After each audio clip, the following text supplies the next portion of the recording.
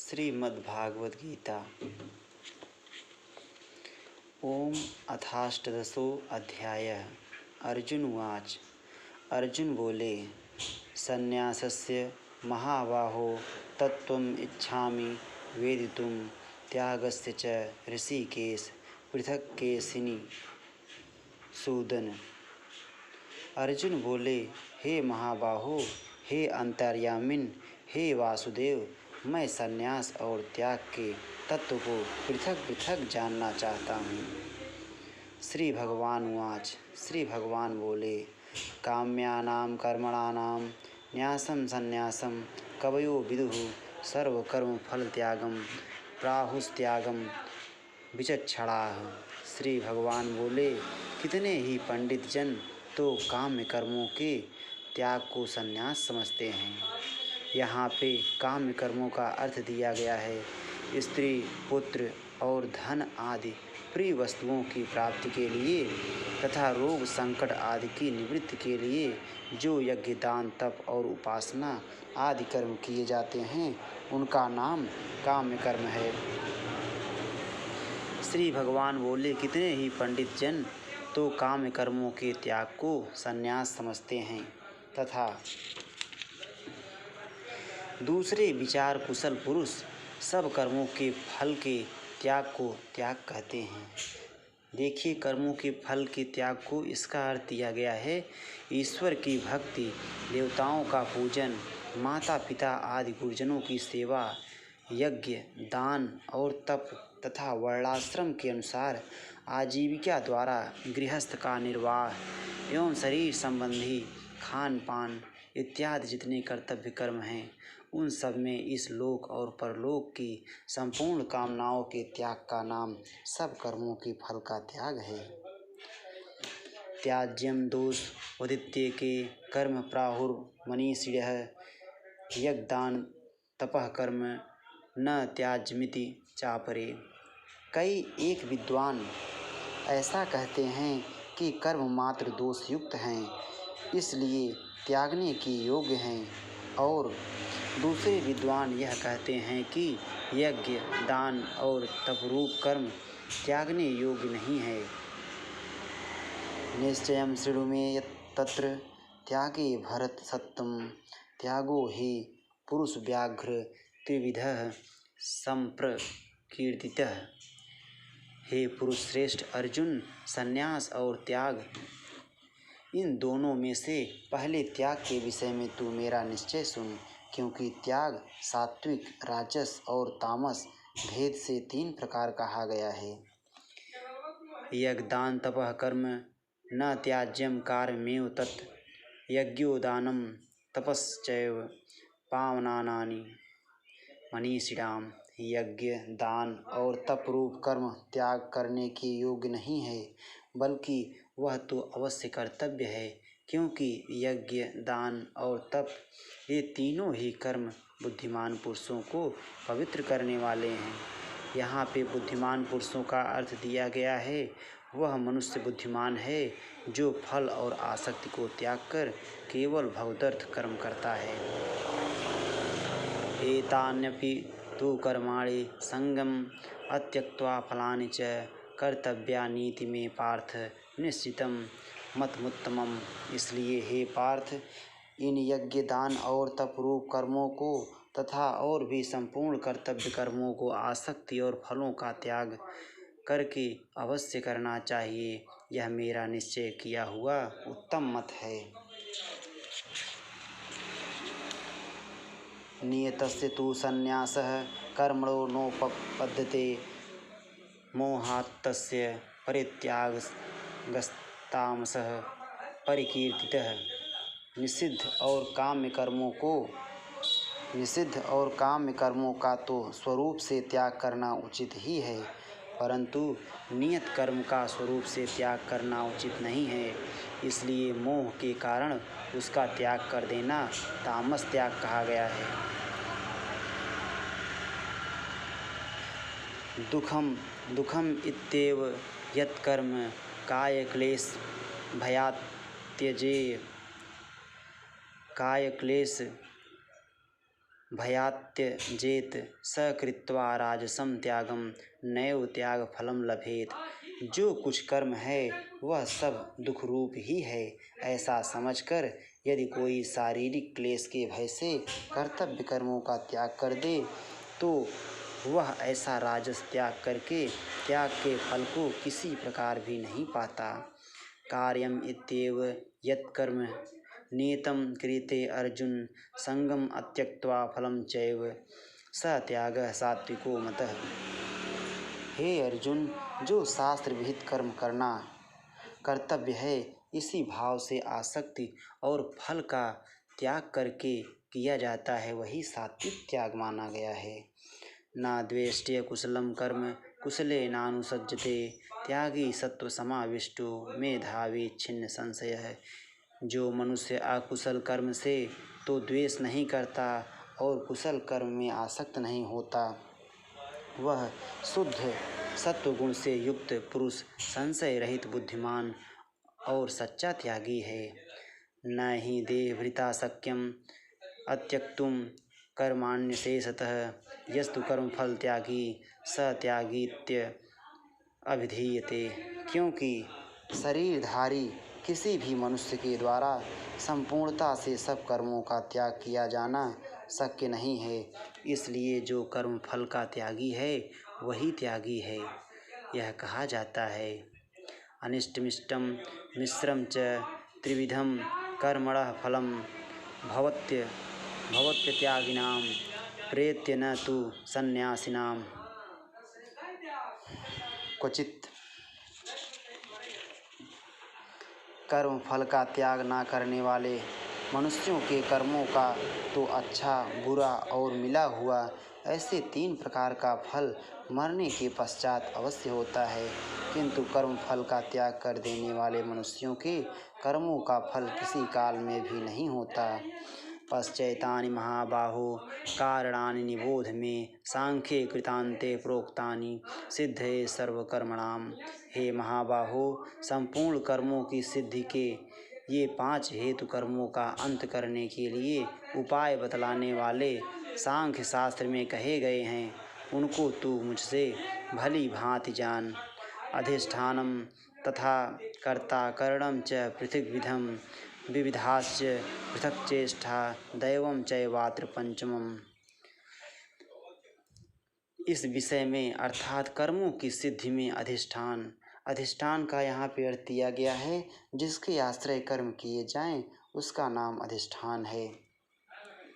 इस विषय में अर्थात कर्मों की सिद्धि में अधिष्ठान और कर्ता तथा भिन्न भिन्न प्रकार के करण एवं नाना प्रकार की अलग अलग चेष्टाएं और वैसे ही 5वां हेतु दैव है।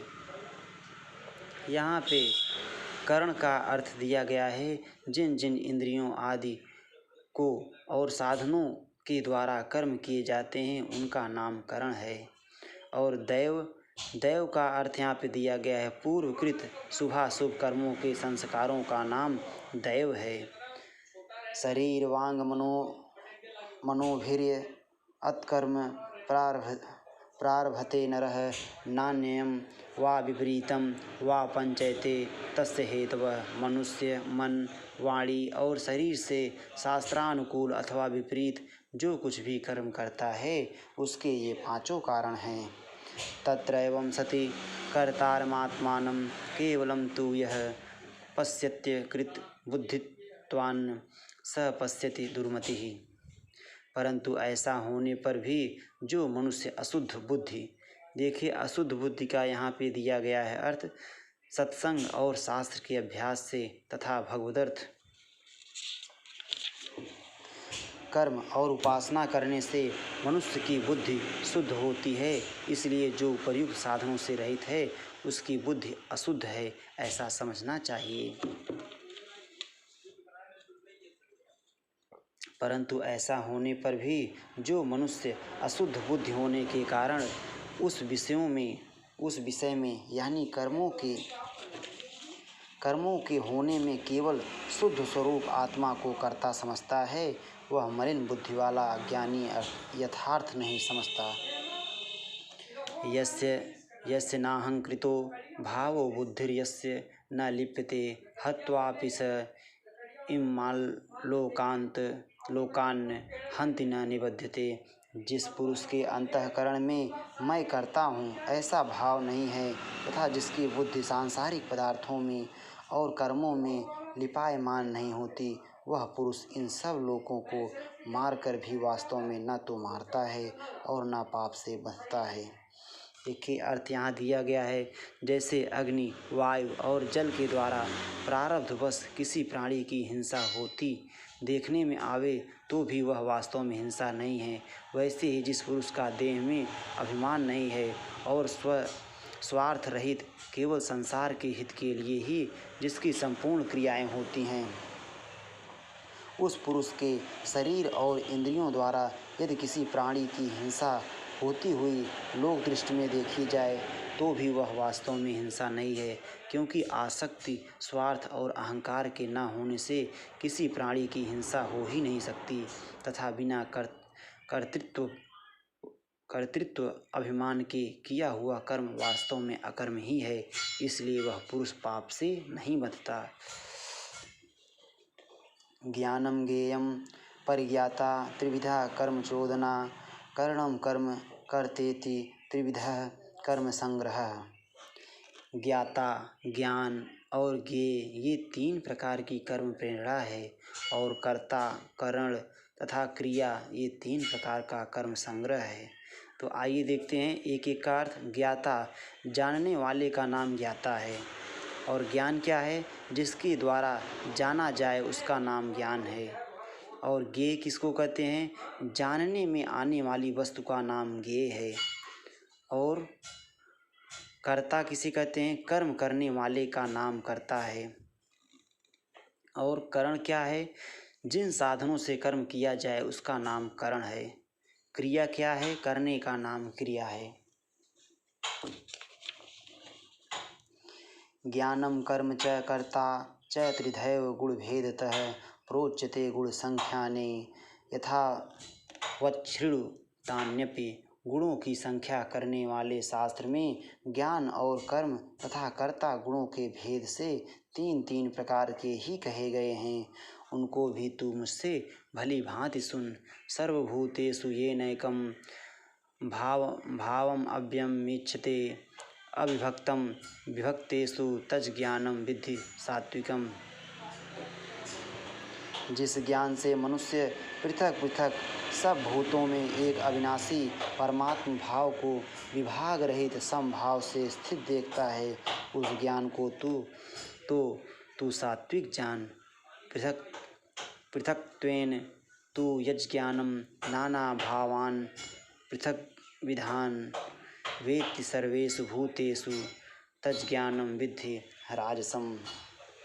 किंतु जो ज्ञान अर्थात जिस ज्ञान के द्वारा मनुष्य संपूर्ण भूतों में भिन्न भिन्न प्रकार के नाना भावों को अलग अलग जानता है, उस ज्ञान को तू राजस जान।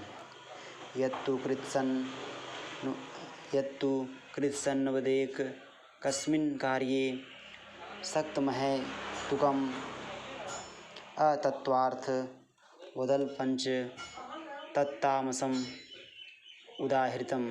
परंतु जो ज्ञान एक कार्य रूप शरीर में ही संपूर्ण के सदृश आसक्त है तथा जो बिना युक्ति वाला तात्विक अर्थ से रहित और तुच्छ है, वह तामस कहा गया है। नियतम संगरहितम रागद्वेषतः कृतम अफल प्रेप्सुना कर्म यत्तत् सात्विकम उच्यते। जो कर्म शास्त्र विधि से नियत किया हुआ और कर्तापन के अभिमान से रहित हो तथा फल न चाहने वाले पुरुष द्वारा बिना राग द्वेष के किया गया हो, वह सात्विक कहा जाता है। यत्तु कामेप्सुना कर्म साहंकारेण वा पुनः क्रियते बहुलायासम तद्राजस मुदाहृतम। परंतु जो कर्म बहुत परिश्रम से युक्त होता है तथा भोगों को चाहने वाले पुरुष द्वारा या अहंकार युक्त पुरुष द्वारा किया जाता है, वह कर्म राजस कहा गया है। अनुबंधम क्षयं हिंसामन्वेक्ष्य च पौरुषं मोहादारभ्यते कर्म यत्तात्म समुच्यते। जो कर्म परिणाम हानि हिंसा और सामर्थ्य को ना विचार कर केवल अज्ञान से आरंभ किया जाता है वह तामस कहा जाता है। मुक्त संगो अनहमवादी धृत्युत्साह सम अवंति सिद्धियोर निर्विकारः कर्ता सात्विक उच्यते। जो कर्ता संग रहित अहंकार के वचन ना बोलने वाला धैर्य और उत्साह से युक्त तथा कार्य के सिद्ध होने और ना होने में हर्ष शोक आदि विकारों से रहित है वह सात्विक कहा जाता है। रागी कर्मफल प्रेपसुर लुब्धो हिंसात्मको असुचि हर्ष शोकान्वितः कर्ता राजसः परिकीर्तितः। जो कर्ता आसक्ति से युक्त कर्मों के फल को चाहने वाला और लोभी है तथा दूसरों को कष्ट देने के स्वभाव वाला अशुद्धाचारी और हर्ष शोक से लिप्त है वह राजस कहा गया है। अयुक्तः प्राकृतः अस्तब्धः शठो नैष्कृति को अलसः विषादी दीर्घसूत्री च कर्ता तामस उच्यते। जो कर्ता अयुक्त शिक्षा से रहित घमंडी धूर्त और दूसरों की जीविका का नाश करने वाला तथा शोक करने वाला आलसी और दीर्घसूत्री है वह तामस कहा जाता है। दीर्घसूत्री का अर्थ देखिए यहाँ पे दिया गया है। दीर्घसूत्री उसको कहा जाता है कि जो थोड़े काल में होने लायक साधारण कार्यों को भी फिर कर लेंगे ऐसी आशा से बहुत काल तक नहीं पूरा करता। बुद्धेर्भेदं धृतेश्चैव गुणतस्त्रिविधं शृणु प्रोच्यमानं शेषेण पृथक्त्वेन धनंजय। हे धनंजय, अब तो बुद्धि का और धृति का भी गुणों के अनुसार 3 प्रकार का भेद मेरे द्वारा संपूर्णता से विभाग पूर्वक कहा जाने वाला सुन। प्रवृत्तिं च निवृत्तिं च कार्ये भयाभये बंधम मोक्षम च या वेत्ति बुद्धि सा पार्थ सात्विकी। हे पार्थ, जो बुद्धि प्रवृत्ति मार्ग और निवृत्ति मार्ग को, कर्तव्य और अकर्तव्य को, भय और अभय को तथा बंधन और मोक्ष को यथार्थ जानती है वह बुद्धि सात्विकी है। देखिए यहाँ पे प्रवृत्ति मार्ग बुद्धि, इसका अर्थ दिया गया है गृहस्थ में रहते हुए फल और आसक्ति को त्याग कर भगवदर्पण बुद्धि से केवल लोक शिक्षा के लिए राजा जनक की भांति बरतने का नाम प्रवृत्ति मार्ग है। और निवृत्ति मार्ग क्या है? देहाभिमान त्याग कर केवल सच्चिदानंद घन परमात्मा में एक ही भाव से स्थित हुए श्री सुखदेव जी और सनकादिकों की भांति संसार से उपराम होकर विचरने का नाम निवृत्ति मार्ग है। यया धर्ममं धर्मं च कार्यं चाकार्यमेव च अयथावत् प्रजानाति बुद्धि सा पार्थ राजसी। हे पार्थ, मनुष्य जिस बुद्धि के द्वारा धर्म और अधर्म को तथा कर्तव्य और अकर्तव्य को भी यथार्थ नहीं जानता वह बुद्धि राजसी है। अधर्मं धर्ममिति या मन्यते तमसावृता सर्वार्था विपरीतांश्च बुद्धि सा पार्थ तामसी। हे अर्जुन, जो तमोगुण से घिरी हुई बुद्धि अधर्म को भी यह धर्म है ऐसा मान लेती है तथा इसी प्रकार अन्य संपूर्ण पदार्थों को भी विपरीत मान लेती है वह बुद्धि तामसी है। धृत्या यया धार्यते मनः प्राणे इंद्रियक्रियाः योगेनाव्यभिचारिण्या धृति सा पार्थ सात्विकी। हे पार्थ, जिस अव्यभिचारिणी धारण शक्ति से मनुष्य ध्यान योग के द्वारा मन प्राण और इंद्रियों की क्रियाओं को धारण करता है वह धृति सात्विकी है। यहाँ पे देखिए, धारण शक्ति से इसका अर्थ दिया गया है भगवत विषय के सिवाय अन्य सांसारिक विषयों को धारण करना ही व्यभिचार दोष है। उस दोष से जो रहित है वह अव्यभिचारिणी धारणा है। और इंद्रियों की क्रियाओं का इसका अर्थ दिया गया है मन, प्राण और इंद्रियों को भगवत प्राप्ति के लिए भजन, ध्यान और निष्काम कर्मों में लगाने का नाम उनकी क्रियाओं को धारण करना है। यया तो धर्म कामार्था धृत्या धार्यते अर्जुन प्रसंगेन फलाकांक्षी धृति सा पार्थ राजसी। परंतु हे पृथा पुत्र अर्जुन, फल की इच्छा वाला मनुष्य जिस धारण शक्ति के द्वारा अत्यंत आसक्ति से धर्म, अर्थ और कामों को धारण करता है वह धारण शक्ति राजसी है। यया स्वप्नम भयम शोकम विषादम मदमेव च न विमुच्यति दुर्मेधा धृति सा पार्थ तामसी। हे पार्थ, दुष्ट बुद्धि वाला मनुष्य जिस धारण शक्ति के द्वारा निद्रा, भय, चिंता और दुख को तथा उन्मत्तता को भी नहीं छोड़ता अर्थात धारण किए रहता है वह धारण शक्ति तामसी है। सुखम अत्विदानीं त्रिविधम शृणु मे भरतर्षभ अभ्यासाद्रमते यत्र दुखांतं च निगच्छति यत्तग्रे विस्मृ परिणामे अमृतोपमं तत्सुखम सात्विकम प्रोक्तामात्म बुद्धि प्रसादजम। हे भरत श्रेष्ठ, अब 3 प्रकार के सुख को भी तो मुझसे सुन। जिस सुख में साधक मनुष्य भजन, ध्यान और सेवा आदि के अभ्यास से रमण करता है और जिसके दुखों के अंत को प्राप्त हो जाता है, जो ऐसा सुख है वह आरंभ काल में यद्यपि विष के तुल्य प्रतीत होता है परंतु परिणाम में अमृत के तुल्य है। इसलिए वह परमात्म विषयक बुद्धि के प्रसाद से उत्पन्न होने वाला सुख सात्विक कहा गया है। देखिए यहाँ पे विष के तुल्य प्रतीत, इसका अर्थ दिया गया है जैसे खेल में आसक्ति वाले बालक को विद्या का अभ्यास मूढ़ता के कारण प्रथम विष के तुल्य भासता है, वैसे ही विषयों में आसक्ति वाले पुरुषों को भगवत भजन, ध्यान, सेवा आदि साधनों का अभ्यास मर्म न जानने के कारण प्रथम विष के तुल्य प्रतीत होता है। विषये इंद्रिय संयोगादत्त दग्रे अमृतोपमं परिणामे विस्मृ तत्सुखम राजसम स्मृतम।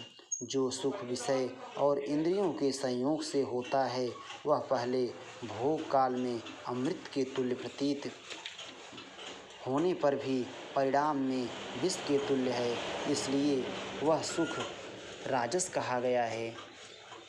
परिणाम में विष के तुल्य, इसका अर्थ दिया है बल, वीर, बुद्धि, धन, उत्साह और परलोक का नाशक होने से विषय और इंद्रियों के संयोग से होने वाले सुख को परिणाम में विष के तुल्य कहा गया है। यदग्रे चानुबंधे च सुखम मोहनमात्मनः निद्रा आलस्य प्रमादो तथम तत्तामस मुदाहृतम। जो सुख भोग काल में तथा परिणाम में भी आत्मा को मोहित करने वाला है वह निद्रा, आलस्य और प्रमाद से उत्पन्न सुख तामस कहा गया है। ना तदस्ति पृथिव्यां वा दिवि देवेषु वा पुनः सत्वं प्रकृति जैर्मुक्तं यदेभि स्यातित्रिभिर्गुणैः। पृथ्वी में या आकाश में अथवा देवताओं में तथा इनके सिवा और कहीं भी ऐसा कोई भी सत्व नहीं है जो प्रकृति से उत्पन्न इन तीनों गुणों से रहित हो। ब्राह्मण क्षत्रिय विषाम शूद्राणाम च परम तप कर्माणि प्रविभक्तानि स्वभाव प्रभवैर्गुणैः। हे परम तप, ब्राह्मण, क्षत्रिय और वैश्यों के तथा शूद्रों के कर्म स्वभाव से उत्पन्न गुणों द्वारा विभक्त किए गए हैं। हे परम तप, ब्राह्मण, क्षत्रिय और वैश्यों के तथा शूद्रों के कर्म स्वभाव से उत्पन्न गुणों द्वारा विभक्त किए गए हैं।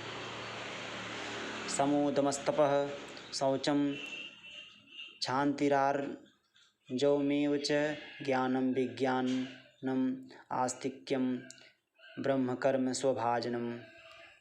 अंतःकरण का निग्रह करना, इंद्रियों का दमन करना, धर्म पालन के लिए कष्ट सहना, बाहर भीतर से शुद्ध रहना, दूसरों के अपराधों को क्षमा करना, मन, इंद्रिय और शरीर को सरल रखना, वेद शास्त्र, ईश्वर और परलोक आदि में श्रद्धा रखना, वेद शास्त्रों का अध्यापन करना और परमात्मा के तत्व का अनुभव करना, ये सब के सभी ब्राह्मण के स्वाभाविक कर्म हैं।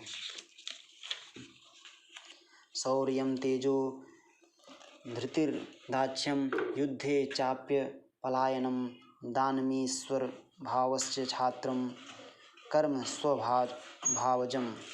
शूरवीरता, तेज, धैर्य, चतुरता और युद्ध में न भागना, दान देना और स्वामी भाव, ये सब के सभी क्षत्रिय के स्वाभाविक कर्म हैं। कृषि गौरक्ष्य वाणिज्यम वैश्यकर्म स्वभावजम परिचर्यात्मकं कर्म शूद्रस्यापि स्वभावजम। खेती, गोपालन और क्रय विक्रय, सत्य, व्यवहार, ये वैश्य के स्वाभाविक कर्म हैं तथा सब वर्णों की सेवा करना शूद्र का भी स्वाभाविक कर्म है।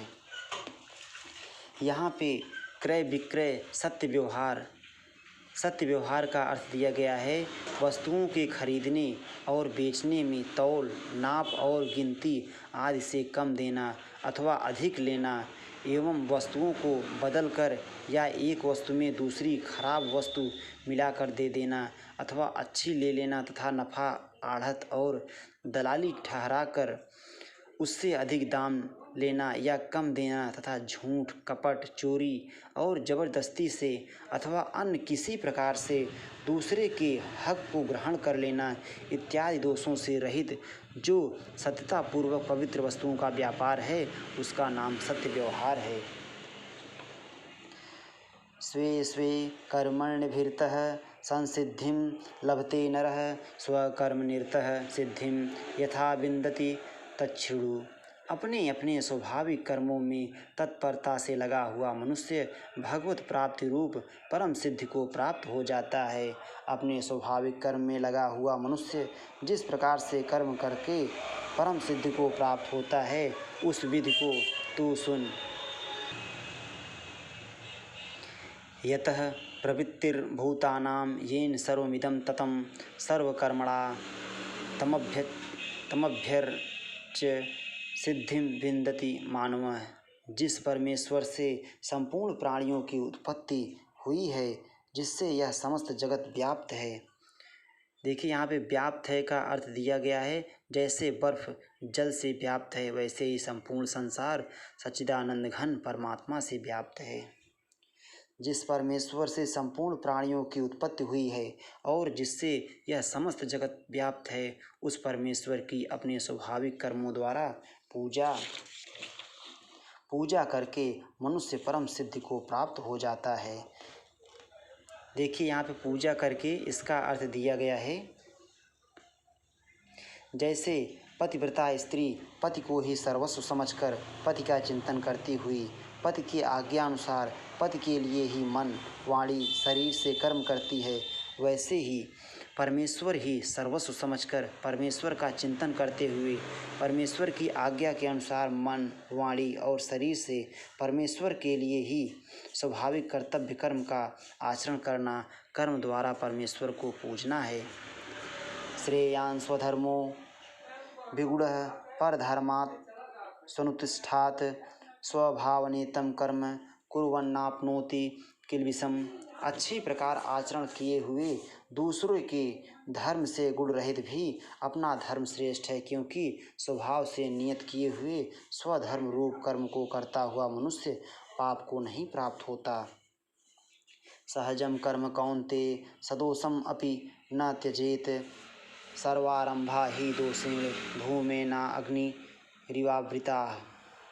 अतएव हे कुंती पुत्र, दोष युक्त होने पर भी सहज कर्मों को नहीं त्यागना चाहिए, क्योंकि धुएं से अग्नि की भांति सभी कर्म किसी न किसी दोष से युक्त हैं। यहाँ पे सहज का देखिए अर्थ दिया गया स्वभाव। स्वभाव, नियत कर्म और सहज, इन सब का अर्थ दिया गया है। प्रकृति के अनुसार शास्त्र विधि से नियत किए हुए जो वर्णाश्रम के धर्म और सामान्य धर्म रूप स्वाभाविक कर्म हैं, उनको ही यहाँ स्वधर्म, सहज कर्म, स्वकर्म, नियत कर्म, स्वभावज कर्म, स्वभाव नियत कर्म इत्यादि नामों से कहा है। असक्त बुद्धि सर्वत्र जितात्मा विगत स्पृहः नैष्कर्म्य सिद्धिं परमां संन्यासेना अधिगच्छति। सर्वत्र आसक्ति रहित बुद्धि वाला, स्पृहा रहित और जीते हुए अंतःकरण वाला पुरुष सांख्य योग के द्वारा उस परम नैष्कर्म्य सिद्धि को प्राप्त होता है। सिद्धिं प्राप्तो यथा ब्रह्म तथाप्नोति निबोध में समासेनैव कौन्तेय निष्ठा ज्ञानस्य या परा। जो कि ज्ञान योग की परानिष्ठा है, उस नैष्कर्म्य सिद्धि को जिस प्रकार से प्राप्त होकर मनुष्य ब्रह्म को प्राप्त होता है, उस प्रकार को हे कुंती पुत्र तू संक्षेप में ही मुझसे समझ। बुद्धया विशुद्धया युक्तो धृत्यात्मानं नियम्य च शब्दादीन् विषयांस्त अत्यक्त्वा रागद्वेषौ दुरस्य च विभक्तिसेवी लघ्वासी यत्वाक्कायमानसः ध्यानयोगपरो नित्यं वैराग्यं समुपाश्रितः अहंकारं बलं दर्पं कामं क्रोधं परिग्रहं विमुच्य निर्ममः शांतो ब्रह्मभूयाय कल्पते।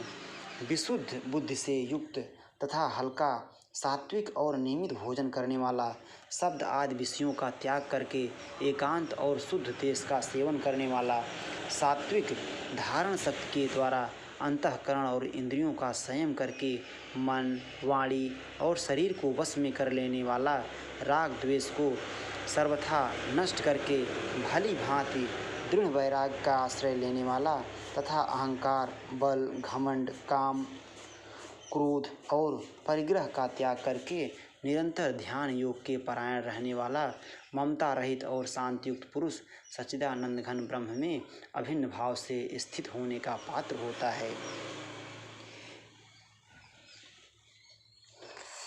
ब्रह्मभूतः प्रसन्नात्मा न शोचति न कांक्षति समः सर्वेषु भूतेषु मद्भक्तिं लभते पराम। फिर वह सच्चिदानंद घन ब्रह्म में एक ही भाव से स्थित प्रसन्न मन वाला योगी न तो किसी के लिए शोक करता है और न किसी की आकांक्षा ही करता है। ऐसा समस्त प्राणियों में समभाव वाला योगी मेरी पराभक्ति को प्राप्त होता है। देखिए यहाँ पे पराभक्ति का अर्थ दिया गया है, जो तत्वज्ञानी पराकाष्ठा है, जो तत्वज्ञानी की पराकाष्ठा है तथा जिसको प्राप्त होकर और कुछ जानना बाकी नहीं रहता, वही यहाँ पराभक्ति, ज्ञान की पराकाष्ठा, परम नैष्कर्म्य सिद्धि और परम सिद्धि इत्यादि नामों से कही गई है।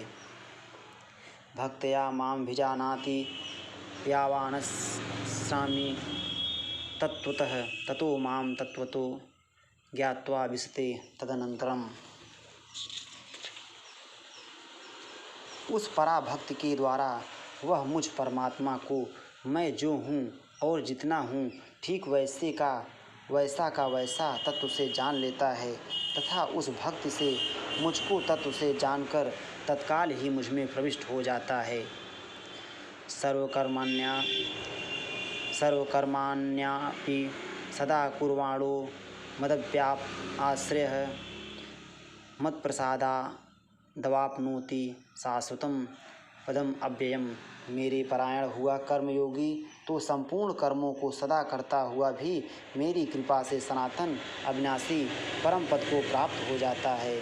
चेतसा सर्वकर्माणि मयि सन्नस्य मत्परः बुद्धि योगम उपाश्रित्य मच्चित्तः सततं भव। सब कर्मों को मन से मुझ में अर्पण करके तथा समबुद्धि रूप योग को अवलंबन करके मेरे परायण और निरंतर मुझ में चित्त वाला हो। मच्चित्तः सर्वदुर्गाणि मत्प्रसादात् हरिष्यसि अथ चेत्त्वहम् अहंकारान् श्रोष्यसि विनक्ष्यसि। उपर्युक्त प्रकार से मुझ में चित्त वाला होकर तू मेरी कृपा से समस्त संकटों को अनायास ही पार कर जाएगा, और यदि अहंकार के कारण मेरे वचनों को ना सुनेगा तो नष्ट हो जाएगा, अर्थात परमार्थ से भ्रष्ट हो जाएगा। यद अहंकारमाश्रित्य न योत्स्य इति मन्यसे मिथ्यैष व्यवसायस्ते प्रकृतिस्त्वां नियोच्छति। जो तू अहंकार का आश्रय लेकर यह मान रहा है कि मैं युद्ध नहीं करूँगा, तो मेरा यह निश्चय मिथ्या है, क्योंकि तेरा स्वभाव तुझे जबरदस्ती युद्ध में लगा देगा। स्वभावजेन कौन्तेय निबद्धः स्वेन कर्मणा कर्तुं नेच्छसि यन्मोहात् करिष्यस् वसो अभि तत्। हे कुंती पुत्र, जिस कर्म को तू मोह के कारण करना नहीं चाहता, उसको भी अपने पूर्वकृत स्वाभाविक कर्म से बधा हुआ परवश होकर करेगा। ईश्वर सर्वभूतानां हृद्देशे अर्जुन तिष्ठति भ्रामयंस सर्वभूतानि यंत्रारूढ़ानि मायया। हे अर्जुन, शरीर रूप यंत्र में आरूढ़ हुए संपूर्ण प्राणियों को अंतर्यामी परमेश्वर अपनी माया से उनके कर्मों के अनुसार भ्रमण कराता हुआ सब प्राणियों के हृदय में स्थित है। तमेव शरणं गच्छ सर्वभावेन भारत, तत्प्रसादात् परां शांतिं स्थानं प्राप्स्यसि शाश्वतम्। हे भारत, तू सब प्रकार से उस परमेश्वर की ही शरण में जा। उस परमात्मा की कृपा से ही तू परम शांति को तथा सनातन परम धाम को प्राप्त होगा। यहाँ पे परमेश्वर की ही शरण में इसका अर्थ दिया गया है लज्जा, भय, मान, बड़ाई और आसक्ति को त्याग कर एवं शरीर और संसार में अहमता ममता से रहित होकर केवल एक परमात्मा को ही परम आश्रय, परम गति और सर्वस्व समझना तथा अनन्य भाव से अतिशय श्रद्धा, भक्ति और प्रेम पूर्वक निरंतर भगवान के नाम, गुण, प्रभाव और स्वरूप का चिंतन करते रहना एवं भगवान का भजन स्मरण रखते हुए ही उनके आज्ञा अनुसार कर्तव्य कर्मों का निस्वार्थ भाव से केवल परमेश्वर के लिए ही आचरण करना, यह सब प्रकार से परमात्मा के ही शरण होना है। इति ते ज्ञानमाख्यातं गुह्यात् गुह्यतरं मया विमृश्येत दशेषेण यथेच्छसि तथा कुरु। इस प्रकार यह गोपनीय से भी अति गोपनीय ज्ञान मैंने तुझसे कह दिया। अब तू इस रहस्य युक्त ज्ञान को पूर्णतया भली भांति विचार कर जैसे चाहता है वैसे ही कर। सर्वगुहितमं भूयः शृणु मे परमं वचः इष्टो असि मे दृढ़मिति ततो वक्ष्यामि ते हितम्। संपूर्ण गोपनीयों से अति गोपनीय मेरे परम रहस्युक्त वचनों को तू फिर भी सुन। तू मेरा अतिशय प्रिय है, इससे यह परम हितकारक वचन मैं तुझसे कहूँगा।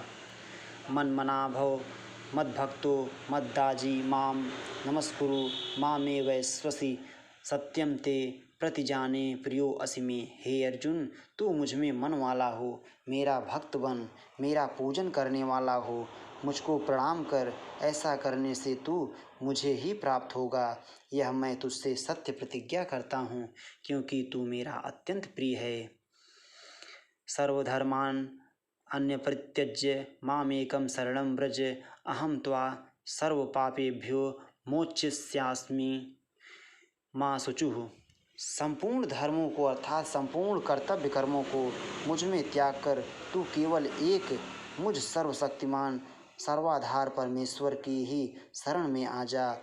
मैं तुझे संपूर्ण पापों से मुक्त कर दूंगा, तू शोक मत कर। यहाँ पे परमेश्वर की ही शरण में इसी अध्याय के श्लोक 62 की टिप्पणी में शरण का भाव देखना चाहिए, ऐसा अर्थ है इसका।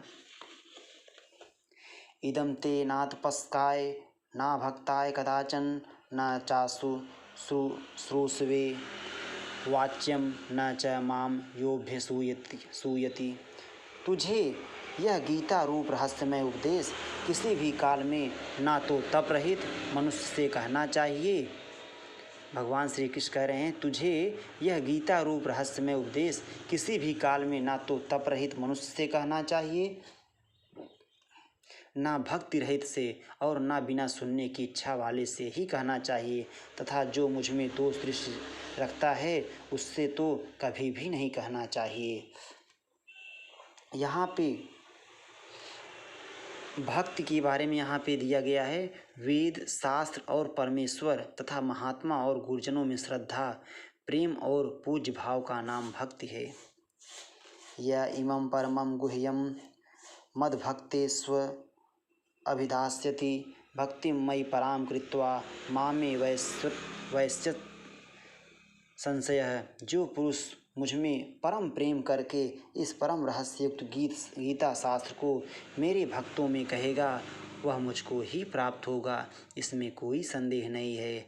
न च तस्मान् मनुष्येषु कश्चिन्मे प्रियकृत्मः भविता न च मे तस्मादन्यः प्रियतरो भुवि।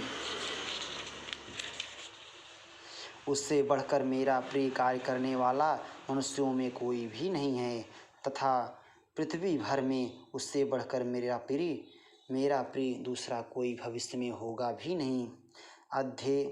अध्येष्यते च य इमं धर्म्यं संवादमावयोः ज्ञानयज्ञेन तेनाहम् इष्टः स्यामिति मे मतिः। जो पुरुष इस धर्ममय हम दोनों के संवाद रूप गीता शास्त्र को पढ़ेगा उसके द्वारा भी मैं ज्ञान यज्ञ से पूजित होऊंगा, ऐसा मेरा मत है। श्रद्धावान न सूयश्च शृणुयादपि यो नरः सो अभिमुक्तः शुभान् लोकान् प्राप्नुयात् पुण्य कर्मणाम्। जो मनुष्य श्रद्धा युक्त और दोष दृष्टि से रहित होकर इस गीता शास्त्र का श्रवण भी करेगा वह भी पापों से मुक्त होकर उत्तम कर्म करने वालों के श्रेष्ठ लोकों को प्राप्त होगा। कच्चिदेत श्रुतं पार्थ त्वयैकाग्रेण चेतसा कच्चित् ज्ञान सम्मोहः प्रनष्टस्ते धनंजय। हे पार्थ, क्या इस गीता शास्त्र को तूने एकाग्रचित से श्रवण किया? और हे धनंजय, क्या तेरा अज्ञान जनित मोह नष्ट हो गया?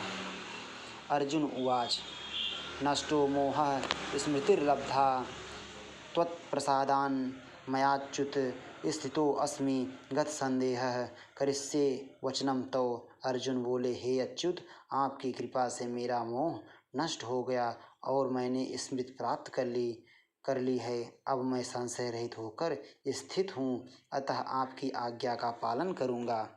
संजय उवाच इत्यहं वासुदेवस्य पार्थस्य च महात्मनः संवादमिमं श्रौषम् अद्भुतम रोमहर्षणम्। संजय बोले, इस प्रकार मैंने श्री वासुदेव के